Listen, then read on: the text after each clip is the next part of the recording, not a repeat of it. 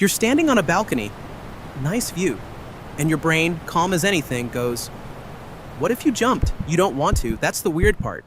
No sadness, no plan, just a random dumb dare from your own head. Almost everyone gets it. A bridge, a cliff, a subway platform. That quiet little what if. It even has a name. Scientists call it the high place phenomenon. And the reason your brain does it is almost the exact opposite of what you're scared it means.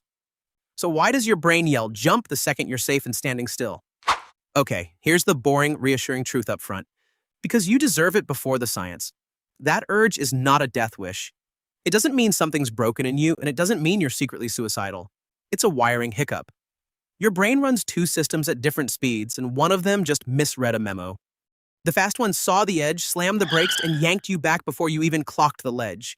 The slow one, the part that narrates your day, noticed the yank a half-second late, went looking for the danger, found nothing, and filed the only story it could scrape together. Maybe I wanted to jump. You didn't? It's a mislabeled reflex. Let's slow that down.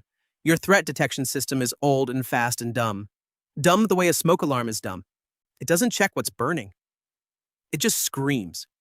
Near a ledge, it fires a full-body get-back before your conscious brain has finished forming a thought. And your conscious brain hates doing something without knowing why. So it invents a reason. Every time, that gap between your body reacting and your mind explaining is where the whole illusion lives. Think about slamming the brakes when a car cuts you off on the highway. Your foot's already down before you decide anything. You don't feel a wish to crash, and you just feel your heart in your throat and your hands shaking after. Now take that exact same brake, that same instant survival stomp, and put it somewhere quiet. A balcony, no screeching tires, no honking, nothing to pin the panic on. Your mind still feels the stomp, looks around for the emergency, and comes up empty. So it points at the only edge in the room and guesses. The panic was real. The story your brain wrote to explain it was fiction. In 2012, a team at Florida State University led by Jennifer Hames and April Smith actually studied this. They surveyed hundreds of college students and gave the thing a proper name, the high place phenomenon. And here's the part that should make you exhale. The students who reported the urge weren't the ones at risk. They tended to score higher on something called anxiety sensitivity, basically how loudly you react to your own body's alarm bells. Hames and Smith argued the pull is your survival system firing hard and then getting misread on the way up to consciousness. Their framing, roughly, an urge to jump affirms the urge to live. The French got there first, obviously. They call it l'appel du vide, the call of the void. Sounds poetic. It's really just your amygdala being twitchy near a railing. And it's common. In that same Florida State work, roughly half of the students who had never once had a suicidal thought still reported feeling the pull at least once. So if you felt it, you're not in some dark little minority. You're in the majority who happen to stand near a guardrail and have a nervous system. Think about that ratio for a second.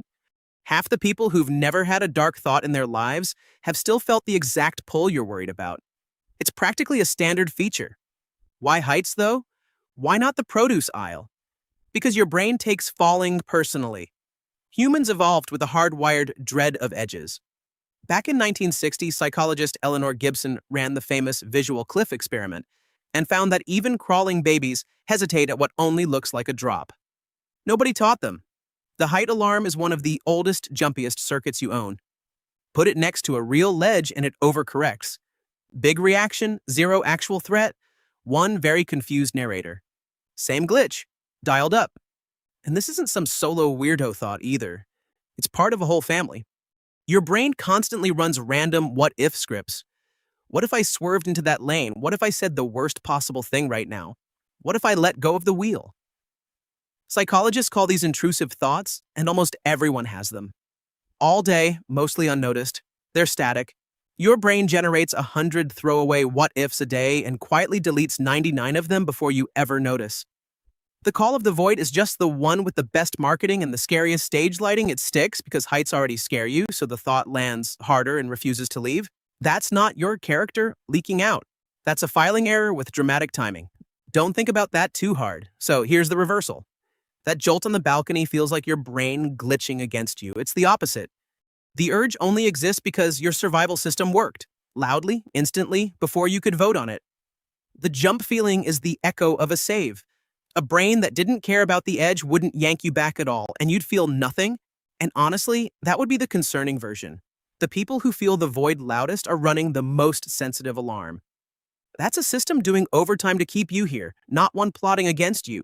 Your fear didn't fail you, it just forgot to leave a note explaining what it did. And your storytelling brain, hating a blank scribbled in the worst possible caption. So, one more time. Why does your brain yell jump the second you're safe and standing still? Because it already pulled you back, and the yell is just your mind narrating the save badly after the fact. That quiet what if on the bridge isn't a crack in you. It's proof the wiring that keeps you breathing is switched on and slightly overcaffeinated. Cool. Mystery solved. Except now you'll clock it every single time you get near a ledge, and you'll probably remember this video mid-panic and feel weirdly smug about it. Sorry about that. Tell me in the comments where yours hits hardest. Balcony, highway overpass, or that one glass elevator at the mall. Now you know. Sorry.